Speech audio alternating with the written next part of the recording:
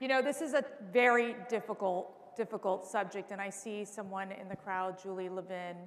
Stand up, look, Julie.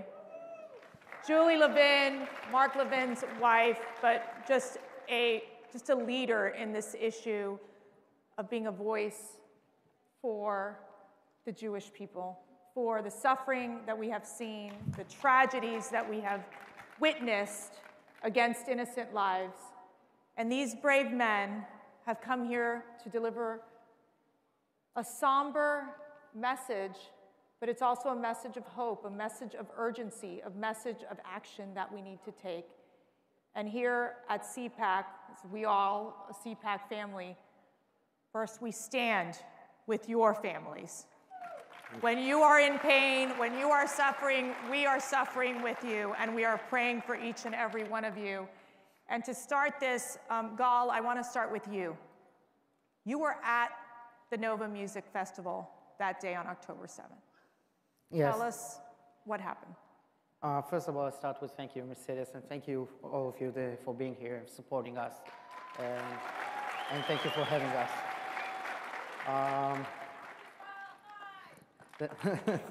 The Nova Festival had almost 5,000 people in it, more than 20 nationalities. It was like a gathering of all sorts of different people from all sorts of different cultures.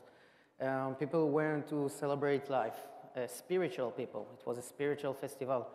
And the people who were kidnapped from them had nothing to do with this conflict, had nothing to do with this war, and they should have never used as a currency in this war. I went to this festival because it was my brother's first festival ever. And it's your younger brother. It's my baby brother, yeah. And he never went to any of these kinds of festivals. So I encouraged him, actually, to go to this kind of festival because I knew that it's going to be a good one. And he asked me to come with him, to join him in his experience and to watch over him. And that was the only reason I went. And I arrived there pretty early in the morning. 15 minutes after I arrived, the alarms already went off. And I asked my brother if he wanted to come to my house with his friends, and they all agreed to come to my apartment. And I asked him if he wanted to join me in my car. And he said that he don't want his friend to feel like he left them, so he's going to go back with them, and he see me at home. I think like 30 minutes later, the terrorists start shooting on us. It was a massive round of shooting. It came from all around us. We had to leave our cars and run away, and I haven't seen my brother ever since. When that happened, tell us about the moment when you realized, oh my goodness, he's been taken. So after almost 10 hours of fleeing, running and hiding, while terrorists shooting on me with gunshots and RPGs, rockets, I was finally able to get rescued by our forces. And they took us to the nearest police station. This is where I called my father. And my father sounded broken. And I said to him, look, if something happened to my brother, you need to let me know. And that's when he told me that my brother was kidnapped and that Hamas was already published a hostage video 3 hours before I was even able to escape, which meant that my parents, my family, everyone knew that my brother was taken, but no one told me, so I can focus on saving my own life. So they saw the video. Your parents saw the video first. Yeah, and I saw it when I saw it after I was rescued, and all I could think about is that I went there to watch over him, and I went back without him. I just couldn't realize it. It took me a while. How are you getting through day by day? It's a whole process for us, the families of the hostages. Every day, it's another struggle. But we always have on our minds that our hostages, our loved ones, they suffer much more. And when we think about the pain that they have to endure while still in captive, we get strength and we get the power to do everything we can to help them. I know that my brother would do exactly the same for me, and we have to stay strong for them for when they will come back. Moshe, your brother-in-law. Thank you.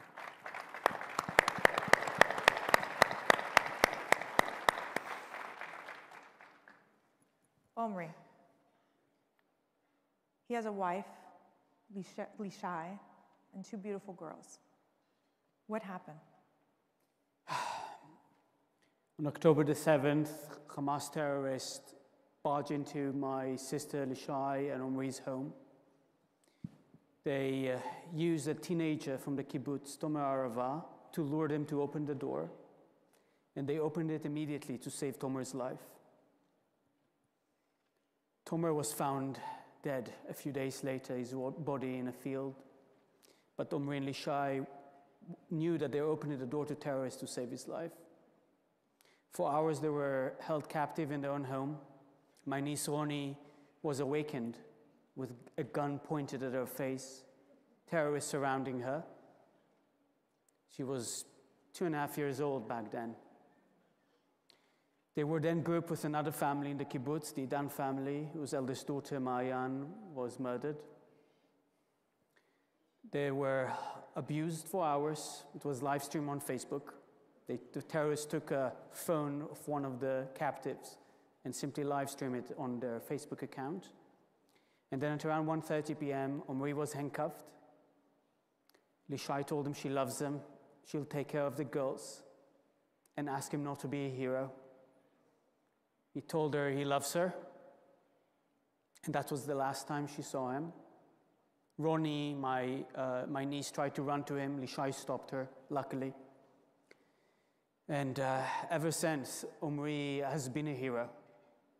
For 503 days, he's been a hero in captivity, fighting for survival, while we are fighting here to returning home. I'm lucky because my sister Nisa survived, my parents survived, my other sister and her family survived. All experienced October the 7th while I was in New York. But being lucky means you have a hostage in your family that you need to fight for.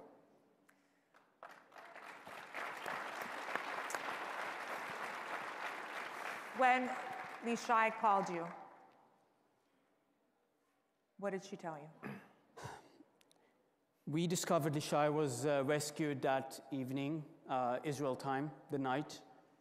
She was rescued 11 hours after the attack started by the IDF. After Omri was taken, she was held captive for a few more hours in that home. We talked for the first time a day later, the entire family on WhatsApp. We did a video call, and it was so difficult. By that time, my parents were rescued, my other sister was rescued, and luckily Shai and the girls were rescued. And we tried to understand what's going on, what do we need to do, where is Omri? And for the next couple of days, we discussed what do we need to do. I wanted to return to Israel to serve in the army. I was a captain in the IDF. But then my sister told me, I need you to be my soldier in this war until Omri comes home. I need you to speak up because there are very few people who can speak up for me and for Omri like you can. And since that day, I've been her voice. I've been Omri's voice. I've been every single hostage voice because they can't speak from the dungeons of Hamas. They are chained, they are starved, they're deprived of water, sanitation, sunlight. They're calling for the rescue. And we have to make sure to bring them home, like Vice President J.D. Vance said. Irrespective of other issues, there is one priority right now. Let's not sign more death certificates. Let's make sure all the hostages who are alive return home, and those who were murdered in captivity, like those who will return today and broke our heart, will be buried in the land of Israel.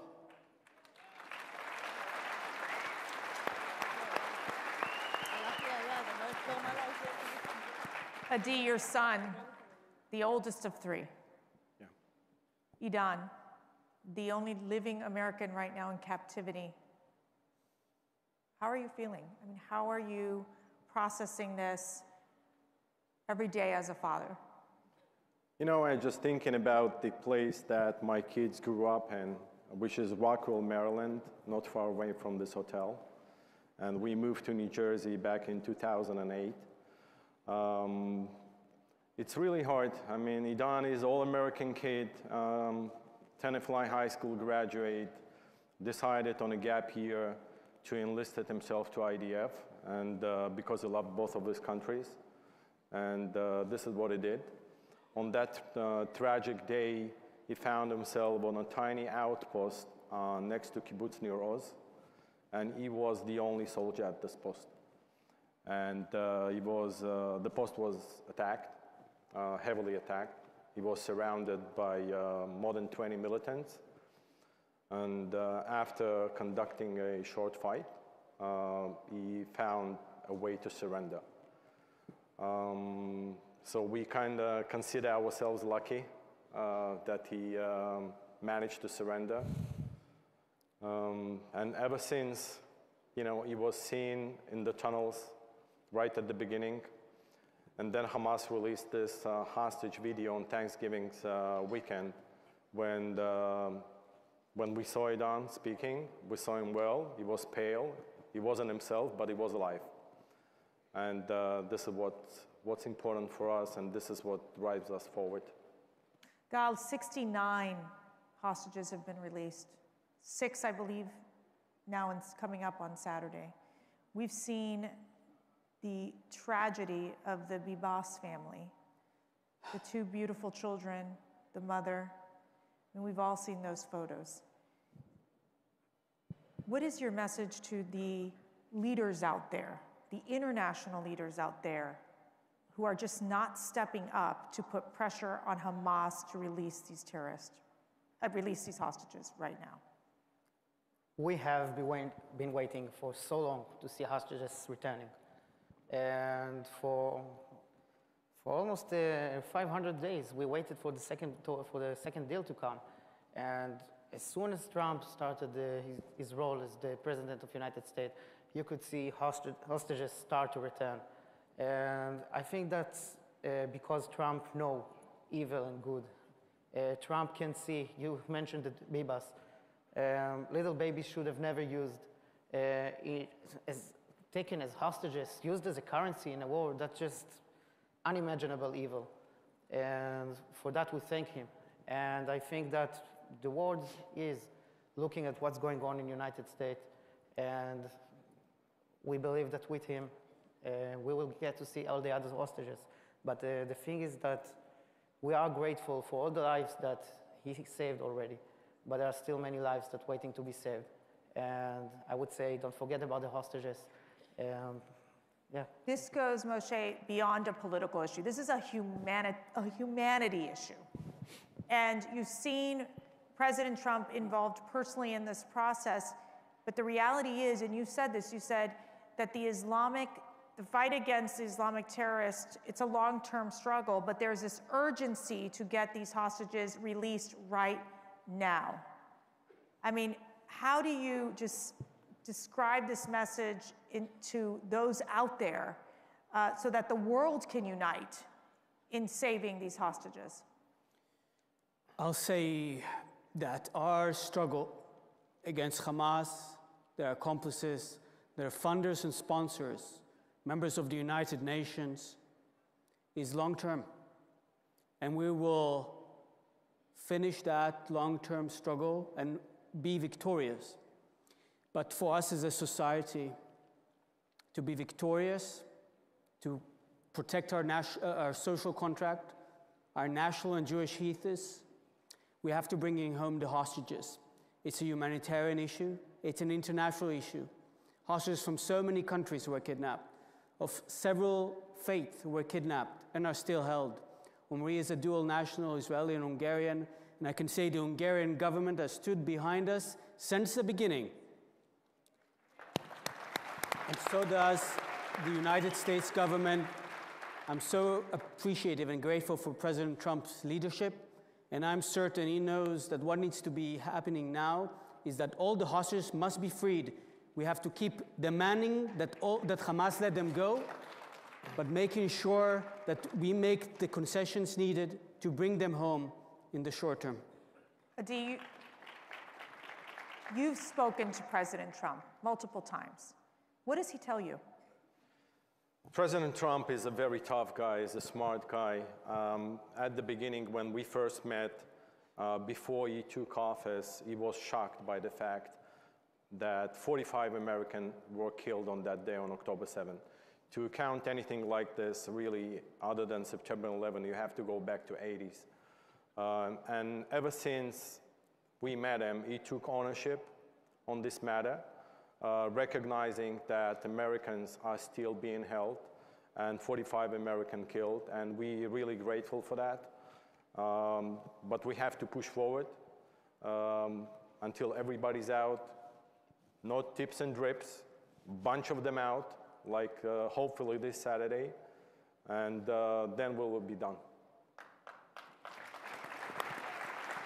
Just to wrap up here, Gal, what do you want to tell our people here at CPAC? How can we support you and your family? So we always say that we need your prayers and we need your actions. Don't forget the hostages. Don't forget that they are waiting for you. Everyone can do something, and we all have the responsibility to do all we can to bring them back. And together we will. Adi, your message to what you want to know, how we can be helpful for you and your family as well. Just keep this issue front and center. Keep praying. Really, this is the time to pray.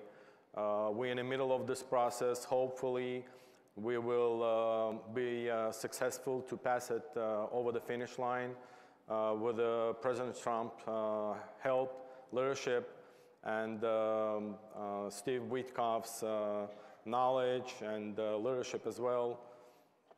Just keep praying, guys. Moshe. I'll ask all this amazing audience to close your eyes and imagine with me my nieces Ronnie and Alma running to their father Omri. Imagine my sister Lishai hugging and kissing her husband Omri. Imagine Danny, Omri's father, shaving his beard after hundreds of days and embracing his son Omri. And take that joy of picturing that to mobilize in every way you can: prayer, action, rallying, writing, so that I could tell my nieces Ronnie and Alma that their father is coming home tomorrow.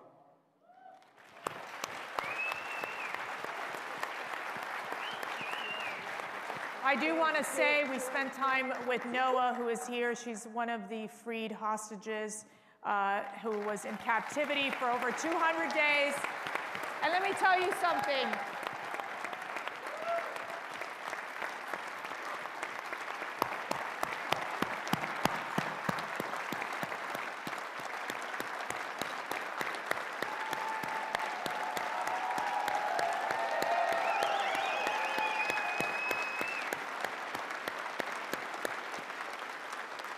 This young woman is recovering from major trauma, and she's putting her trauma aside to be a voice for the rest of the hostages.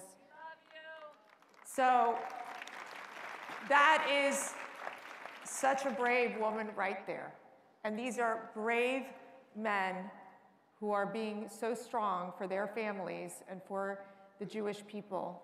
And we here have an obligation to make sure we give them the love, the support, the prayers, and make sure that these hostages come back home.